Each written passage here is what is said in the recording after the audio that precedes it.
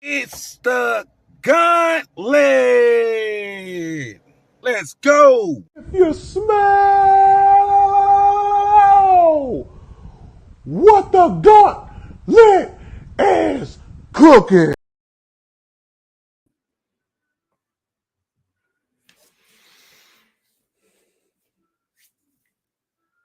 What is up, ladies and gentlemen? I'm back. I'm back in my seat after missing last week's show due to Taco Bell load management, as I like to call it. Felt good going in, did not feel great coming out. So I had to out, but we got a great show planned for tonight. We got some great things that we want to discuss. We want to have this debate because it comes up a lot in sports when you're talking about postseason awards, you're talking about MVP. Media gets all the votes, but should it be that way? Should the players get any say? I think it's an interesting conversation to have. Going to talk about greatest comeback story in NFL history. Who is it? It could be a coach, it could be a player, it could be a team. All sorts of stuff to discuss tonight. But without further ado, I have Jay Nelson, who goes by his screen name, Denzel Snipes. What's up, Denzel? Nothing much, man. Glad to see you back. I know it could not have felt great coming out. You probably felt like you gave birth to an entire Mack truck, but hey, you survived. I'm going to pretend that you did not just say that on the air. Anyway, Jacob will be joining us tonight, guys, in the place of Dom. Date night Dom going to another concert, so he's not going to be with us tonight. What's up, Jacob? Well, who knows on that? And by the way, I think it was Jack Skellington telling you about your Mack truck deal and more than anything else. I have no comment on that. So, and I noticed it. I definitely noticed I'm going to have to shave the beard now because I'm looking very 65-year-old, but I'm with a 20-year-old mind. It's all in your head, bro. Yep. You can be whoever you want to be. Age is just a number. That's the truth there. All right, guys. So, Sports Morons of the Weeks. Sports Morons of the Weeks. As Tyler always says, are you guys kidding me? But he can say it better than me. Are you guys kidding me? Are you guys kidding me? Who would like to start us off tonight? To go from the top, go down. So go on, Denzel. Actually, just go ahead and take it, man. I'm still deciding. I'm going to go in a little different direction. I was working on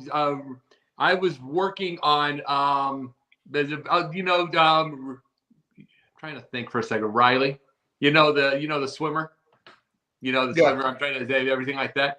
She got attacked. Riley got attacked by trans activists. I'm going to have this on my show on Wednesday. They're attacking her because she's saying a woman is a woman. I'm going to call them the morons. Yeah.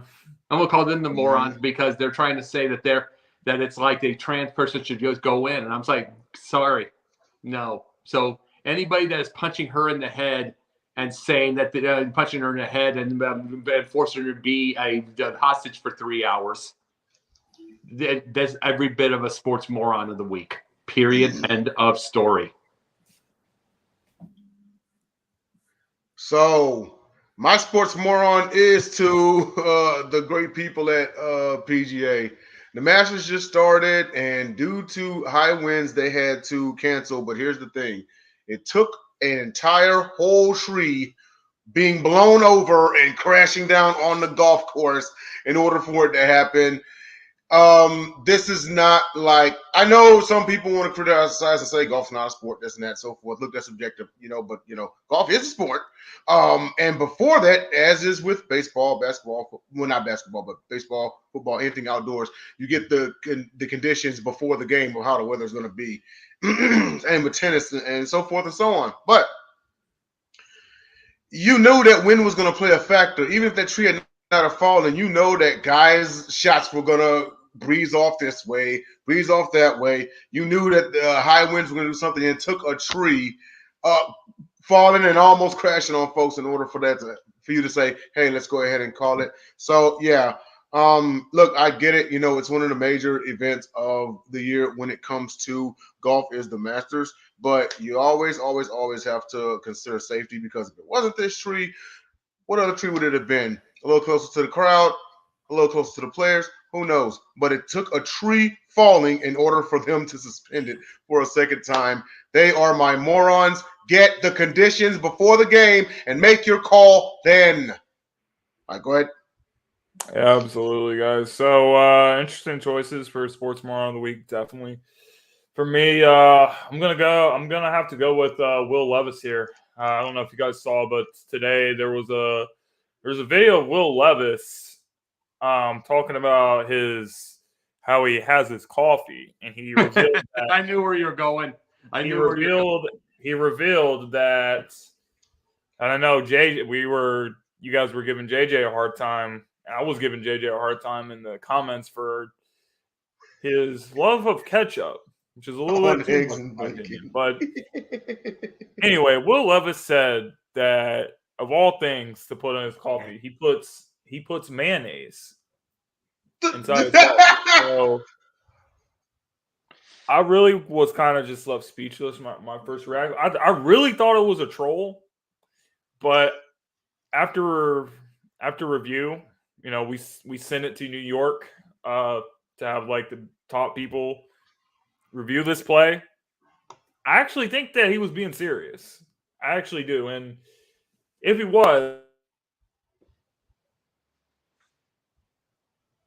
was being serious for this reason alone, I'm going to have to take him off of my draft board. You know something? Let's put it to you this way. He just needed something wider than Robert Irsay's quarterback choices. That's just all it is. That's just what they needed. Something in that coffee. Yeah. But no, the thing about Levis, I'm going to bring it. I don't know what happened to I don't know him over here. I don't know what happened to JT, but here's the thing about Levis. Is the fact that he does have a really, really, really, really large arm. You know what I'm saying? He has a really large arm. The biggest thing also is he's got the crazy physique, which you put on Mr. America, but you don't want that on a football field. He's thinking he's Tebow, but Tebow was built like an absolute brick to run through things. That is a physique that Levis has right now that will blow something out. Like three different muscles going there. He'll miss it by game 3 or game 4 of the year. Because if he starts, he will blow something out. Yeah. You don't have that kind of physique for that. It's like I said, there's a difference between Tebow's physique and this physique at all. You got to remember, Tebow's physique was very much run through a wall looking. Yeah. I mean, Tebow was about as close to like a bodybuilder as you can get for an NFL player. This was before Aaron Donald came along, Yeah. He was, but it was a different type of bodybuilder. It was a brick. Very brick-like. It wasn't like you don't see all the tendons, you don't see all the, you don't see all the veins, you don't see all that. It's like he literally looked like I'm ready for football. Yeah. And yeah, there's a difference. You can't have the veins, tendons, and stuff because at some point you got to remember when you're getting those, it means you have no water. When you have to have that, it means you have less water in there, which means that you're dehydrated, which means you'll pull something. Yeah. If you've got that kind of physique and kind of everything, that's what happens. Mm-hmm. And even in bodybuilding, water intake is still imperative.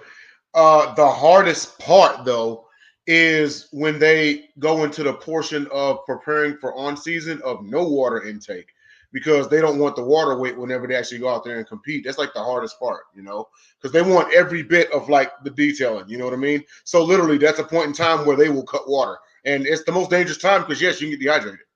Oh, absolutely. And it's like to get that kind of physique, it's what cuts water. It's how a lot of these people lose their kidneys. It's how they do all that, but not this. In this case, it's not going to be, but to get that kind of physique, you have to cut water. And guess what? He's going to pull something. He's going to pull something, he's going to tear something. It's like this is This is truthfully, this is what happened with Ken Shamrock, in my opinion, on a lot of his losses. It was to me, I think it was dehydration. To me, I think it was stamina. I think there was a lot of that stuff because he lost to some people that didn't have the same physique. He was a great fighter. He's a great fighter. Don't get that wrong. But he was a great fighter. But I'm telling you this, Rob, 8 times out of 10, Dan Severn's going to beat him. Yeah. 8 times out of 10, just because he had the right kind of fighter's body. Yeah, he did. Now, also keep in mind, Ken Shamrock, when he was in WWE, he was like 230, 235, like solid, like shredded. You know what I mean? When he went back to UFC, he had to cut muscle. Cut muscle is ridiculously hard. He had to cut back down to 205. Yeah, absolutely. But what I would say is it was 1-1 in their matches. Severn and Shamrock 1-1. They never got that third match, but 1-1. But guess what? 8 out of 10 is going to be Severn. It just would be. It's just because it is just Severn had all the stamina, all the power, all the strength muscle, all the everything. And he had it all, and that's just this difference, Looks like he's back here. Back. Okay, there he goes. All right. We had a good conversation. Yep. Hey, can you hear us? Yeah. All right. You were saying? Oh no, we were just talking about the Sports Moron on the week and Will Levis and such. But go ahead. Did you have anything else more on Will Levis? No, I just think it's disgusting that of all the things you can put in coffee, I mean it's pretty self-explanatory. Yeah, you put milk in there, creamer, sugar, like mayonnaise, like I could understand it if it was something weird, I put mayonnaise on my burrito, even though I would also say that's a violation, but something like that. But for it to be coffee, I just can't. I can't. You cannot trust a guy like that. So if I was an NFL team, I would just be looking at that and saying, this guy's a psychopath. And I don't think he can be trusted. So he's off my draft board because of that. Well, JT, the biggest thing I was saying is I would put it as a sports moron of the week. I was talking to Jay here. I was saying his physique because the shred, the amount of the tendons and everything that we see with that comes from lack of water because that's what bodybuilders do. And they cut water and they do all that. And he's going to tear, if he goes and starts, he's going to tear himself up. It's because that's not a football player's body. Well, it's a bodybuilder's physique. I mean, and with of the things that you can like put in coffee, I don't know, unless that somehow gives him like the power of the Infinity Gauntlet. So now he can throw like 100-yard balls. That's inexcusable. Like it is. Yeah, that is true. That is true. But that's just all I'm bringing up with him. I know the mayonnaise looks gross because I've seen him actually put it in there. No, it's gross. But I'm thinking his physique for football, that makes him just as much of a moron. Yeah. Anyway, guys, moving on. Jared Allen, player of the week. Jay, please start us off because I know that you like to highlight all the things of his career. So just run through your list real quick, and then we'll go around and we'll talk a little bit. All right, sweet. So the good brother Jared Allen. He came out of Idaho State. He actually was a 4th-round draft pick in 2004. Played for the Chiefs for 4 years, then went to Minnesota where he's mostly known. He played for your Bears, Mr. Christner, and then he actually finally ended in Carolina. He was a 4-time first-team All-Pro, 5-time Pro Bowler. He has 2 sack titles. He's in the Vikings Ring of Honor. He's part of the 50 Greatest Vikings, PFWA All-Rookie Team. He won a Buck Buchanan Award. His jersey for the Idaho State Beagles, number 41, is retired. NFL records, most career safeties, tied with 4. Most safeties in the season, 2. Most seasons leading leagues in sacks, 2. So he ended his career with 136 sacks out of 648 tackles, 4 safeties, 6 interceptions. 57 pass deflections, not bad. 32 forced fumbles, really not bad. 19 fumble recoveries and 4 total touchdowns. And not to mention he was on the 2015 season where he played in Super Bowl 50. Unfortunately, they lost to the Denver Broncos. This right here, because for so long people had wanted him out of Minnesota and on an actual team because they felt like he deserved to be on a Super Bowl team, just like they talked about with J.J. Watt and Reggie White and so forth. They said the same thing with Jared Allen, and we talked about J.J. Watt on the show. We talked about Reggie White on the show, and the type of pass rushers they were. It's somewhere in between that White and that Watt. Say again. Reggie White won a Super Bowl with the Green Bay Packers. He did. He finally won with the Green Bay Packers. He did. But we talk about the White and the Watt, but in between was an Allen. That was all world himself, and everyone remembers this celebration when he would get a sack and everything. He really deserved it. At least he actually got to the big stage and knew how it felt. I don't know if maybe he played one another season he gets one or whatever, but awesome pass rusher, generational talent in my opinion. And JT, what you got, man? Well, what I think was really impressive about him is for 8 of his first 10 years in the league, he was over the double-digit sacks. 2011 had 22 sacks with the Vikings. So he led the league that year, and he also led the league with 15.5 sacks. 2007 with Kansas City Chiefs. So for me, he was just very consistent with what he did. He was very skilled. He had a lot of upper body strength, so that helped him, bull rush people. He was just very physical. He could move people out the way. He was disruptive.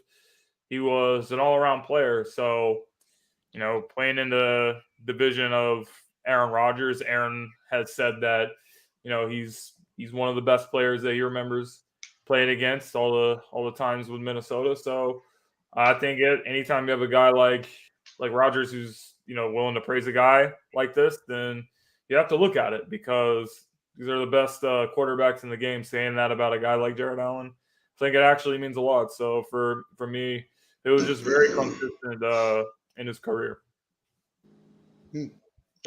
Jacob? Oh, yeah. There is something about the Bears over some of the years. Now, I missed the first one.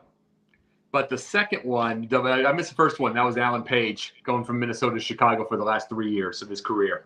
Man, I wish Alan Page was around during the 85 Bears and the 46 defense because Page was beast. But Jared Allen, I wish we had him during his prime more than anything. Bears got Jared Allen during the time that Lance Briggs, the Pippen version of football, had to try to lead the way, and it was 2 of the worst seasons in Bears history as far as defense. It was such a rough situation, and this is not a bash against Lance Briggs because he was awesome in his own right. But he was awesome in his own right, but he wasn't a leader like Urlacher. He wasn't a leader like Urlacher. And it was and then when they put him under to do that, he wasn't. And then Jared Allen comes in there, just wasn't the same pass rusher, wasn't the same beast. But make no mistake about it, in Minnesota, he was a monster. A monster. Batted balls down, and you couldn't stop him. You couldn't double team him. You couldn't do any of that. And it was so tough. And one of the things, the biggest thing is, got to remember, he comes in 2014 for 1 year for the Bears. Yeah. The only thing I can think about is he missed by 2 years with the chances. Especially in Urlacher during that time, it's one of his last final good years. If he comes in, especially when he was still good, the Bears could have been even better. And that probably could have saved Lovey's job. Wow. So you think it was a missed time kind of thing? You got to remember the Bears were 10. In his final year, they were 10-6. But the reason they got rid of him in the first place because they started 8-2, and then he'd done that before. So then I think it was wrong to fire him at 10-6. They did that to Caldwell too. But if you have a guy like Jared Allen, and you have it with an Urlacher who's still good, they probably go 12-4 in playoffs. Right. And then also consider that Jared Allen was actually a little small for a defensive end. He only weighed 270. But you saw the way the guy played. He utilized his athleticism. He utilized his finesse to get to the quarterback, to get to the ball carrier, And he probably set a notion out there for smaller guys at the 270, 275 range. Like, yes, you can play on the front line. You don't have to drop back to a linebacker or anything like that. You can play on the front line, and you can use your maneuvering to get to the quarterback or the ball carrier. Well, which I thought was awesome. I brought up Alan Page, or like 81. 81 is his final year. Mm-hmm. Brought up Alan Page. We talk about size just keep moving up over those years. You know what I'm saying? It's just what you brought up, and it was small. Alan Page was like 224. He was like 224 pounds for his thing. So they keep going. These sizes just keep going. We talk about something smaller. Imagine Alan Page. He was thinner for his height. Right. He wasn't at 250, 200. He'd be that's the equivalent of about 260 of now. But it's just during those times. And it's like 224 now, average quarterback size. Pretty much. Is a different day. Yeah. Mm-hmm. So those are the things. I mean, Jared Allen, that was a beautiful choice because he was a beast. I just wish the Bears got him like a couple years earlier. So that's it for Jared Allen. Yep, absolutely. And by the way, let me say this with Bacon. Yeah, guess what? Urlacher gets that ring. Urlacher gets that ring if they have a different quarterback in there that doesn't make mistakes and he just hands the ball off to Thomas Jones. Instead of making five turnovers in one game. Period. End of story. The Bears would have had that ring. Interesting. I mean, the Rex Grossman, I'll never forgive that the fans blasting on and wanting Rex Grossman because his ball was pretty. I could never. I mean, that started my war against the Bears fans. His ball was pretty. No, buddy. that's the thing. That's the thing, JT. That's the Bears fans the last 17 some odd years. Everything's got to look prettier. And then like something's winning, but it's got to look prettier. But every time they get prettier, it starts losing. But you know what? That's my thing though. Why are Chicago fans asking for pretty when you would think, right? Like the northern and the northeastern cities, a Detroit, a Chicago, a Philly, a Boston, etc. Like they're known for kind of just being like these gritty, like, especially when it comes to football. So if historically, monsters of the Midway and everything before that, the Bears have never been cute. They've never been pretty. Why now, or at the time period, even leading up to now? Why? Why are you straying away from what's made you historically successful? Yeah, this era. Well, it's this era. It's like 4:00 game will be Dallas and Arizona, and they put up 85 points. I'm just giving an example. They'll put I'm not saying Arizona's great, but I'm just talking about a Dallas-Arizona game. They'll put up 85 points. They'll do, it'll be, every once in a while when Carolina gets in there and that'll be a 4:00 game somewhere. Everybody is seeing what they don't have. And this is not the old steel country of Pittsburgh or the old grinding country of Chicago anymore. Everything is a big city and flash. First of all, I don't even know what to say.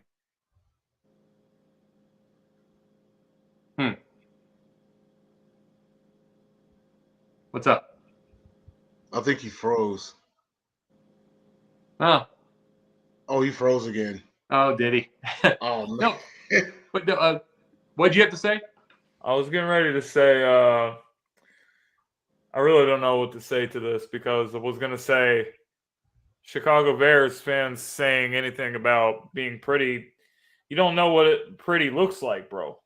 Your best quarterback is Jay Cutler in your history. So how can you say anything about what pretty looks like? When have you experienced this?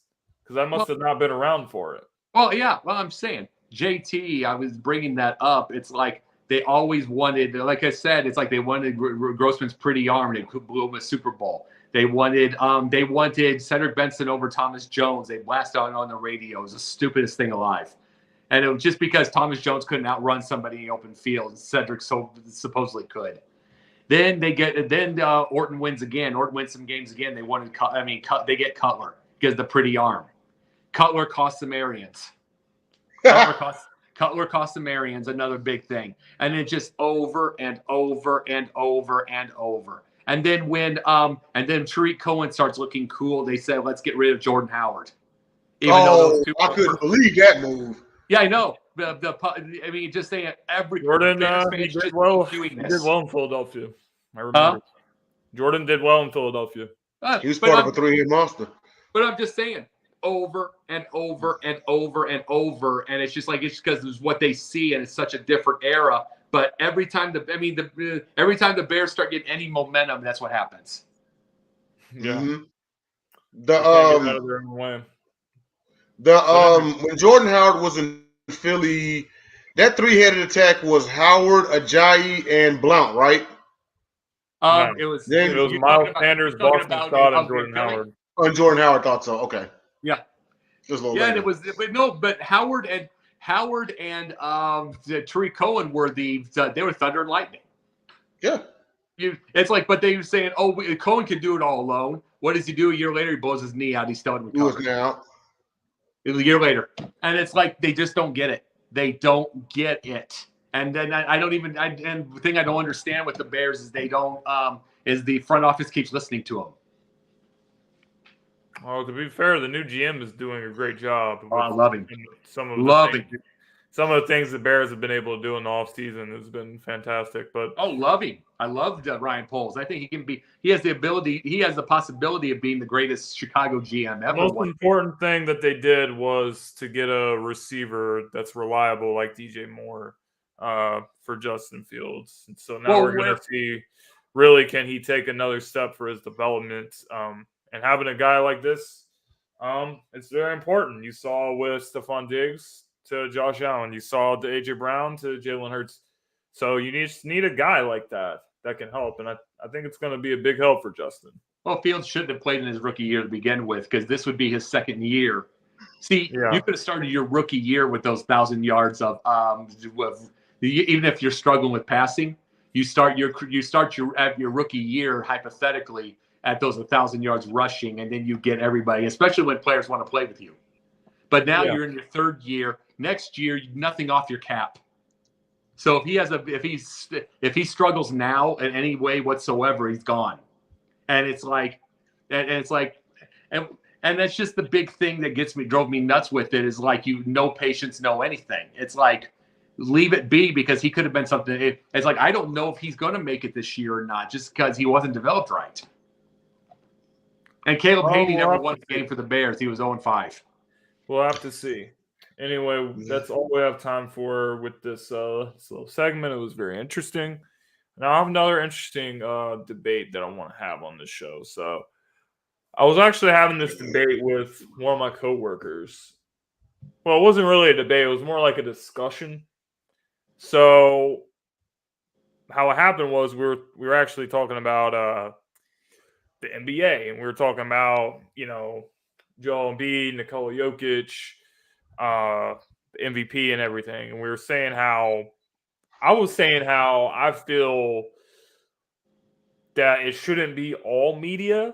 I'm not saying that nobody from the media should be able to vote. I feel like only the top of the top, like the best of the best journalists should be getting votes.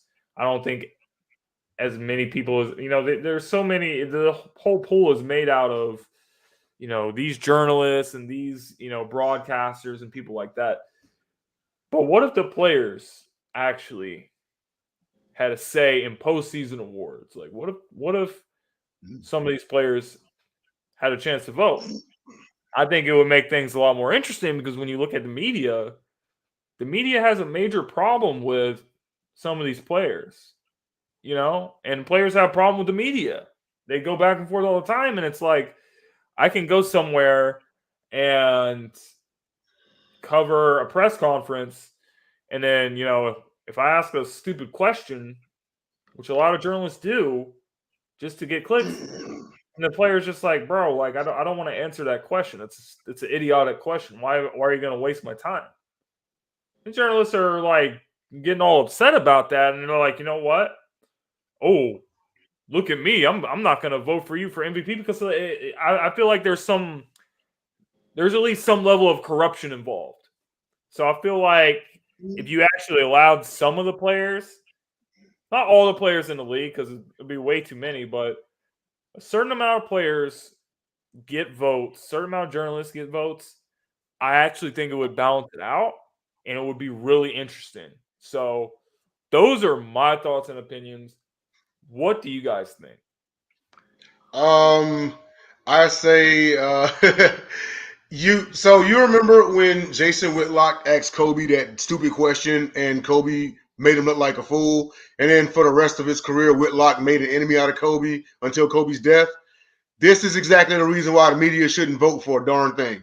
Is because, just like you said, they can make something personal out of it. It's the reason why the NFL Hall of Fame board needs an overhaul. It's the reason why, so many people who have gone, deserving and didn't receive, and you have to take power out of some of these people's hands. We complain all the time about how, years before, right, when NBA All-Star voting was like the fans, right? And it's become a popularity contest and things like that. Probably my biggest thing as to why it should be the players is, well, the top 100 every year is voted by the players. Why not MVP? You may as well throw it in there. You brought that up, Jay, not to cut you off, but now that you brought that up, it's just so funny to me when you talk about the NBA All-Star game, because this season, Joel Embiid was not a starter at the All-Star game, and he's most likely going to win the NBA MVP this season. Like, to me, that's just so hilarious. Yeah, and also just think that there are, and I know Jacob knows something about this, there are 4 players in NBA history to have been Defensive Player of the Year and not been voted to the All-NBA Defensive First Team. We've talked about that on Basketball. But I say all of that, and I know it sounded a little all over the place, but I'm bridging it back to this right here, and that is maybe this should be something sports-wide, because who else would have a better say as to if this guy is the man than either someone who played with him or played against him? You just can't get any more like real than that. You know what I mean? The next best would be put it in the coach's hands.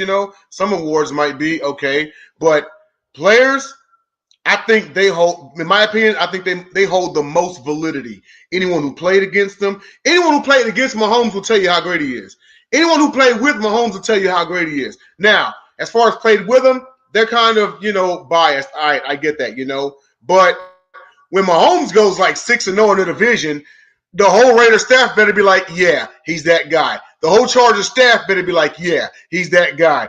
Same thing for the Broncos, So I absolutely agree. I think it should. But then you have people like Skip Bayless who hates on Mahomes, who hates on LeBron James, and saying, well, I'm not going to vote for LeBron because whatever reason. Bayless hates everything. These are the people that have a bias, and that's why I said I think there's some corruption involved with it. Skip also swears to God that every year is the Cowboys' year. Don't nobody listen to Skip. He has a mental illness, bro. Like, he takes pictures of his alarm clock and he posts on Instagram, hey, LeBron, are you awake? I just did my last workout. I just did my first workout of the day. Where are you at? Why are you not in the gym? Like, this. You know what? I'm sorry. He has mental illness. You know the difference between like us and Skip Bayless? Let me ask you a question, JT, and then I'll swing it to Jacob. How many times when Simmons was with the Sixers did you throw his jersey in the trash, then take it out, then throw his jersey in the trash, then take it out? I never did that. Never. Exactly. No one does things like that but Skip. Especially, and he only does it for attention. His trash doesn't even have a bag in it when he does it. Well, he does it. He pulls it out. That's the thing. He pulls it out for the next Sunday. I feel sorry. Have you ever done that with a Jay Cutler jersey? I actually feel sorry for whoever is telling him to record the video. Yeah. When he does that. It's Ernestine, but no, I was like, Jacob, have you ever done that with a Jay Cutler jersey? Hey, I didn't have a Jay Cutler jersey. I have literally owned 2 jerseys in my damn life. No, I don't. And plus the fact I don't quit on my players. That's the big thing. But here's the thing. We know about the corruption, as you brought up, JT, with the media. And I'm not a fan of the media. I blast on them all the time. But the players in the league are a catty bunch of Brooklyns and Ashleys. If you ever seen them in your life, it's like there is such a sorority to them. They are catty, and they get. Have you ever seen the Bleacher Report versions of the beef, the videos? Yeah. Yeah. There's beefs all over the place, especially in the years. They talk about Shaq versus Dwight Howard. They talk about Calipari versus the Patino. They talk about all those things. Now we're leaving with all the things we talk about with the beef. Okay, Bird versus Lane Beer. We talk about all those. You would really leave it to them? Yeah. It's like, no, it's just hard to explain. How do we do it? It's just hard to explain over the years. How do we do this? I don't know. It would be such a tough debate around a boardroom because they are. Well, yeah, Rogers is an. I remember that. Rogers, yeah, that's the one right there. He was a Bears reporter too. Of course he would. But it's like, no, of course Rogers is a jerk. But it's like I've said he was a jerk because of his. I've said he was a jerk because how he treated his family. Everybody else went after his COVID stuff. So it's like they just played political with that crap. But that's the whole thing, though. It'd be a tough debate to have around the boardroom because the media's catty, but then the locker rooms are full of catty sororities of Ashleys and Brooklyns. They just are. And they would try to ruin a chance at anybody's MVP also if they didn't like the person personally. So it's hard for me to figure who should get it. Okay, maybe you said coaches. But maybe it's the other 30 coaches, and you can't vote for your own guy. You know what I'm saying? Maybe that's fair. Who knows? No, I said that's fair. Yeah, maybe it is, but that's the toughest deal because the world's full of egos, and it's not like the players would be any better. And truthfully, we talk about Maybe Jokic. The MVP is. I'm just being truthful. The MVP is Embiid. It's out and out Embiid. It is period, end of story. But the thing is, I don't know if they want to give Jokic 3 in a row, but the last 3 in a row I remember got to 3 finals and 2 rings. Right. Thank you. Thank you. End of story. Mic drop. And it's like I grew up with that. So it's like I'm not fond of Jokic having 3 straight because he barely gets past the first round. Well, I mean, it's over. It's over. Yeah. Against the Celtics, Joel had 52 points. Against the Houston Rockets, no offense, Jay, Jokic had 14 points. He had his worst game of the season, and the Rockets blew them out. So JT, before you continue, I 100% agree with you because I said it the other day. I said that night alone decided most valuable player. Embiid became just the second player in history to put up a 50, 10, and 5 game on 80% shooting against the Eastern number 2 seed. Jokic only put up 14 against Houston. Yeah. Three players in history has put up 3 50-point games in a season. Hakeem Olajuwon, Will Chamberlain, and Joel Embiid. Yep. So if I have to say anything else, then no, it's it. I shouldn't have to. You know what I say about your other beard, but I never have a problem with Embiid. I never have a problem with him. He is the MVP to me. But and as far as examples go as to why it should go to the players, but y'all remember the one no vote for Jeter in the Hall of Fame? Who was it, by the way? I don't know who the guy was, but I know it was a no vote, and I know he got ragged for it. Or we could, or we could keep it in the NFL and talk about how all the idiots wouldn't vote for Terrell Owens to be in the Hall of Fame. That too, because they said he was a cancer and he was this, even though he had the numbers of one of the greatest receivers. Bonds too. It's so stupid, bro. Like I can't with these media people sometimes. But that's all we have time for with this segment. Now, when I talk about a great comeback story, when I talk about redemption, that's what I'm talking about here. So for you guys, what do you think? It can be a team, It can be a player that overcame obstacles. It can be a coach that overcame obstacles. Who do you guys have for the greatest comeback story? Not the greatest comeback, but the comeback story in history. Dick Vermeil and the Rams, one fell swoop. I was going to say Kurt Warner, but Vermeil and the Rams, that's a good Warner, choice. one fell swoop. Mhm. But Warner wasn't a comeback story. We didn't see him coming. Let me explain. He was working in a grocery store, bro. Well, Let me explain because he come back is what I was saying. There was no comeback. He was a third stringer. He made an awesome time. He became an MVP. He did all that, but there wasn't coming back. He didn't have an awesome. Maybe the comeback from the sinking from the Giants to Arizona, but I'm talking about with the Rams. Well, okay, so you got to think he went undrafted in 1994 to the Green Bay Packers. He went to alma mater and served as a grad assistant after being cut. And he was stocking shelves at a local grocery store. Then he played arena football for the Iowa Barnstormers. Then he finally was let back in the NFL in 1998 with the St. Louis Rams.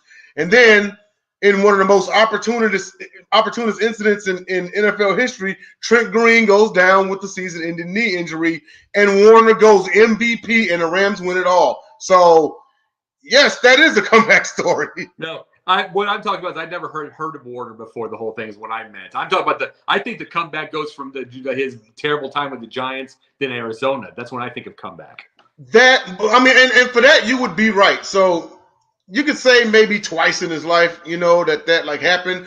It's just on my side of the fence. I'm looking at his time from NFL prospect, and even then, he wasn't even that high pick because he got cut. Then he went grad assistant, grocery bagger, arena football, and then back to the NFL. Hey, so you got to think in a span of like 5 years, he had been like literally 5 different places. I do have a funny story with that. He had a he had a he had a tryout with the Bears, and then he got and then he ended up getting a staph infection in his elbow, and he couldn't do it.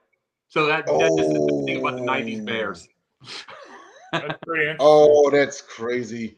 And that was right around what year? 98. No, 97. 97? Okay. Yeah, 98. Wow. Both you guys are going with Kurt Warner on this? Yeah. And Dick Vermeil, but yeah. Oh no.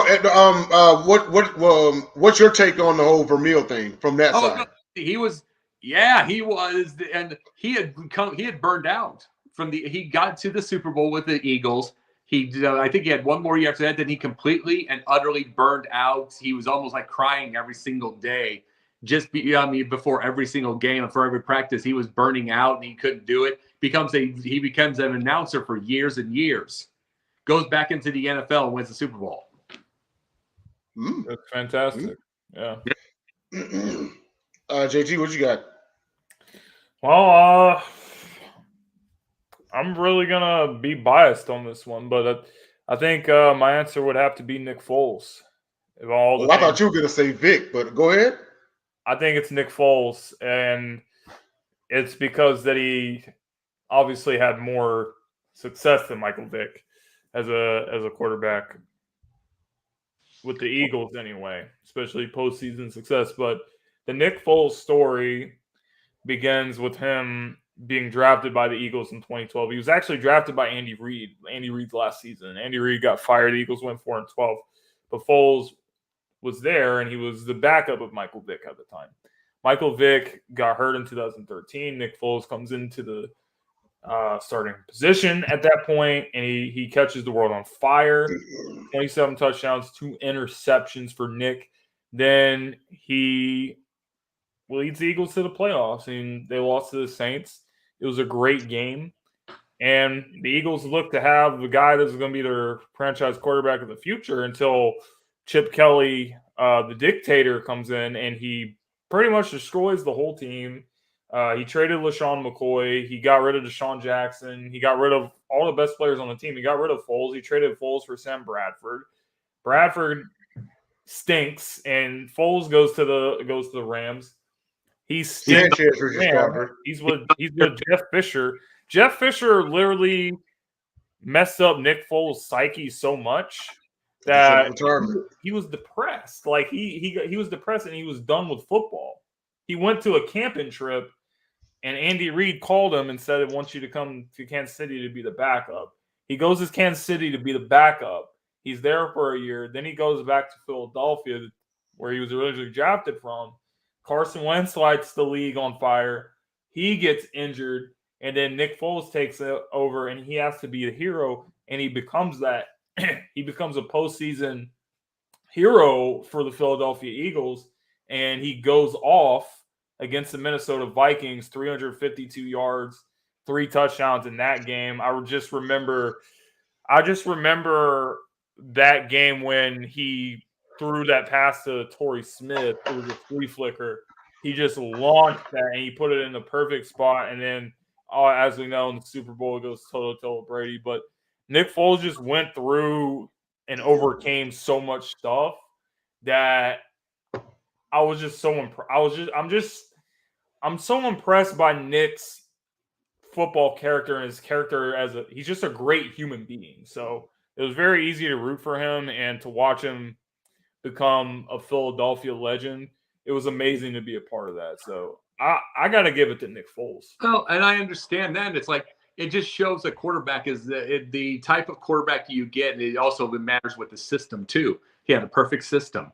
He deals with Jacksonville. That's awful. The Bears, Nagy, who did bomb that and had to get bailed out. Trubisky had to bail Nagy out and get him to a playoff. It was so bad. And then he goes to Indianapolis, gets bombed. And it's like the Eagles. There was I love the story of Foles. It was the perfect system with the perfect thing, and he's a good quarterback. So it was the situation, and I'm happy for him because he's got a Super Bowl ring. In that Super Bowl, and I know they were playing the Patriots, but as soon as he threw that first touchdown pass to Alshon Jeffrey, I said the Patriots in trouble. Like I said the Eagles gonna win this ball game. That they won't know what to do with Nick Foles, and that's exactly what happened. And alluding to Jeff Fisher, he just had this reputation. Yeah. Also, mysteriously removing Malcolm Butler from the game, what's up with that? But anyway, with Fisher, I was just saying that that Bill Belichick literally had no respect for Nick Foles. No, he didn't. He also had no answer for him neither. We're gonna take away the short RPO game. We're gonna make you throw the ball down the field. And guess what? He threw the ball down the field, and he was killing him. And he torched him. Foles threw for 373. But. Jeff Fisher just had this neck. It was like any quarterback he had after McNair, right? He managed to ruin. And Foles legit was going to, because the same thing. And that's what's so ironic about the NFC Championship game, JT, because that was a battle of two quarterbacks that were under Jeff Fisher that almost considered retirement and ended up going to other teams and doing better. Fisher was radioactive. That's why he hadn't seen a coaching job since. I think he might have been in the XFL once, but then that was it. I don't even know what Jeff Fisher is doing right now, bro. He's some people are quarterback whisperers. He's quarterback ruiners. No. I think he's radioactive in the XFL now. He was in the last. If Tom Brady has one last challenge for his career, he should come out of retirement and go with Jeff Fisher. And if he wins the Super Bowl, then he's definitely the undisputed GOAT. There's no way around it. Hey, shout out to Smoking Jeremy B. Yes, absolutely correct. And I remember one time I watched Shannon Sharp. I would not disrespect dinosaurs like that, bro. Dinosaurs were actually respected and feared. Well, I remember when Jeff Fisher was the coordinator for Buddy Ryan. So that's how far back I go. He got fired from the USFL. Uh-huh. Wow. Yeah, that's how it's over. Yeah. When Chip Kelly came in, I couldn't even – because – you get rid of Foles, you bring in Mark Sanchez. I don't get it. That's not the worst of it. It's just funny. I don't get it. It's actually really funny to see how much things has gone full circle because the Eagles signed Marcus Mariota to be the Eagles' backup quarterback. Yeah. And there was a point in time that we blew up our whole team because Chip Kelly's plan was he was going to draft Marcus Mariota. He actually called the Titans and said, we'll offer you Sam Bradford, Fletcher Cox, and when Fletcher Cox was a lot younger and he was still one of the best players in the league, that version of Fletcher Cox, and multiple first-round picks to the Titans. And the Titans were like, nah, we're good. So the Titans actually saved the Eagles from that, but it's just funny because, like, Marcus Mariota is on the Eagles now, so that's what people are going to always 8-8. 8-8 is Yeah. how they kept him. 8-8, and he rode on a reputation of one Super Bowl appearance that he didn't even win. And also, shame on Steve teams for McNair hanging to him for that long. Like that's just nuts. It's also why he hadn't really had much since McNair. That's the most underrated achievement of Steve McNair's career. They led the team to the Super Bowl with Jeff Fisher as the coach. Yeah. Which tells you everything about the coaching thing of the NFL. Give Mike Tomlin one Jeff Fisher season, he's gone. Jeff Fisher has gotten like 8 of those. Yeah. That's one of his Jeff Fisher's had 5-11 seasons and all that stuff. I mean, I'm just saying he's had his 8-8, and that's his high. Give Mike Tomlin one Jeff Fisher year, and he is gone. He'll never coach again. Wait, you got the wrong record. 8-8 was Jason Garrett. Jeff Fisher was 7-9. Oh, I'm just saying, but you're right. But It doesn't matter, bro. That guy stinks. But I'm saying, give Mike Tomlin one that thing, and he's gone. As great, he's gone. Jeff Fisher's gotten about 8 of those years. Well, it's never going to happen. They're not comparable to each other. No, they're not. Tomlin has never had a losing season in his life. I'm a huge Mike Tomlin fan. I'm just saying he would not get the same amount of rope that Jeff Fisher got for so long. It would not. It's just true. Well, that seems like a Rams problem. That seems like they're the ones that didn't make the decision. So, and that's why they was the Rams. He ruined Steven Jackson also. So there's that. A lot of great players ruined. But anyway, guys, I guess that's what we have time for this segment. But let's have a discussion. Let's have a discussion here for the non-sports topic. So this was another idea brought up by Jay. On a scale from 1 to 10, how much is a man's character judged by the amount of money that he makes? So, I thought you were going to give your thoughts first, man. Oh, you want me to? Yeah. Kick it off. I mean, how much is it judged? I mean, by society, 100%. Should it be judged? No, I don't think so, because a man is not great. You cannot say someone is a great man just because they're making money and being successful, because you could be literally the most successful person and one of the richest people, but you can literally still be a piece of crap. Like, having money does not make you great.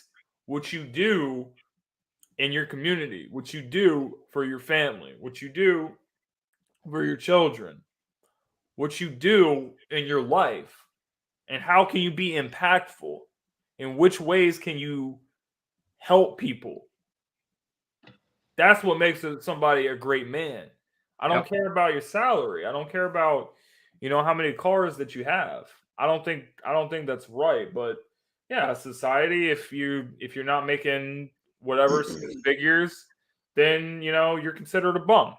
And unfortunately, that's the way that the world views people. The world is a very nasty, messed up place. But in terms of this question, no, I mean, I could literally be the most narcissistic piece of crap, yet I'm making a lot of money. It doesn't make me a great man. You can't measure a man's character based off of that. So that's my opinion, but y'all may see something different. I don't know. No, I'm riding with that. I would say as far as the dating scene, it's about an 8, but overall, about a 10. Elon Musk is worth about 187 billion. He's listed he's ranked number 1 in the world. How much of his debt? But hang on, that's my thing. Those are things that people don't talk about. Even someone who's worth $35 million, all they see is the $35 million, right? You know, they don't talk about the debt and all that or whatever. That's how people can say like, oh, well, Trump's got all this money and all this money and all this money and everything. The people they owes, people he hadn't paid back. You know, never mind that. They just look at like a number. You know, but you know, it gives people a pass to be like a jerk, to be narcissistic and everything. Elon Musk is worth like 187 billion, and there's people out there who would view him like Jesus. You know, and that's crazy. And you know, it's been an American society thing for so long. Is the more money you have, the higher your character is, the better of a person you must be. You know, and that's why people get shocked when it's come to find out, oh wow, this guy really is like unpleasant, like period. It's like, if you would look past his pocket, then yeah, you would know that. Because people have been ingrained so long into thinking, money equals power, power equals status, et cetera, et cetera, et cetera. You know, but they don't take a look at what type of person that you know person is.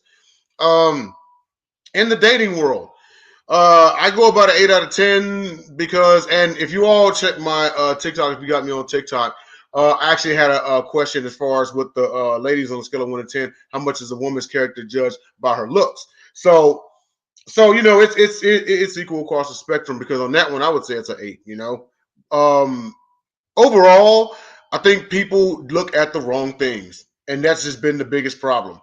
A man's character judged by his money. Like JT said, you know, the guy could be totally narcissistic and have no business with anybody. But I want you to keep in mind that the United States ranks number 3 in the world in divorce. You know, money is one of the reasons. Now I get it, love don't pay the bills, okay?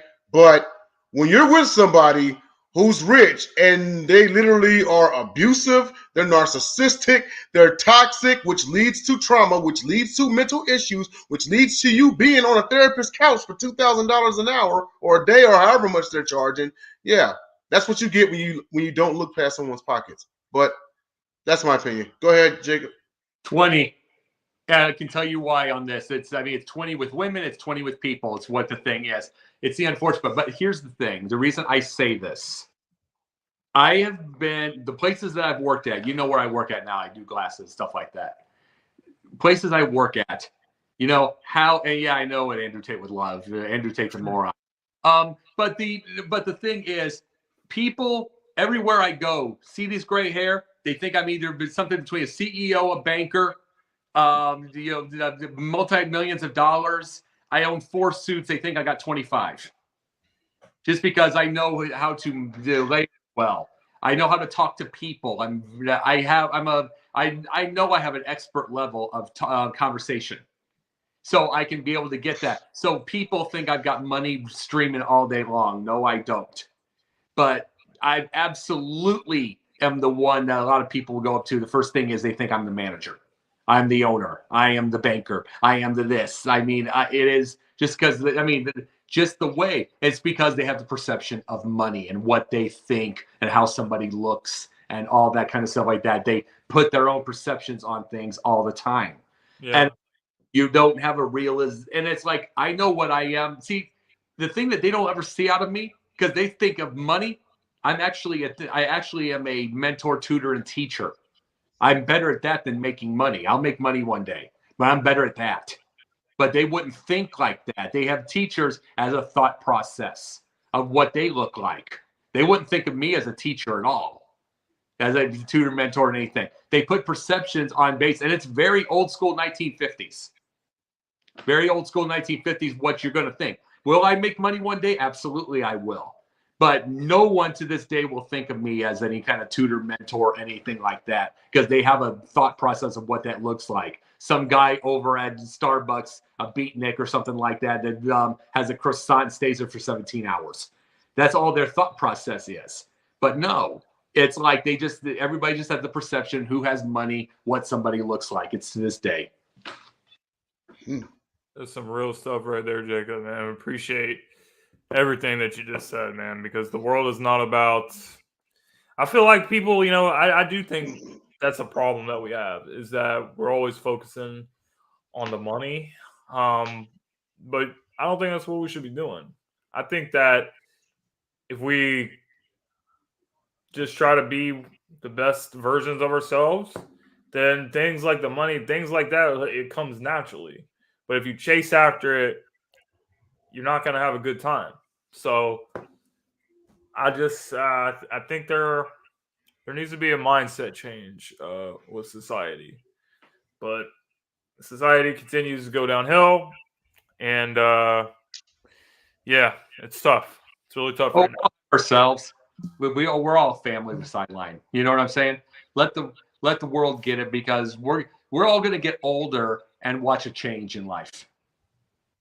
We're all going to get older and watch a change, and we're going to remember these days. But we're also going to remember that we all got in together, and we're going to stick with this.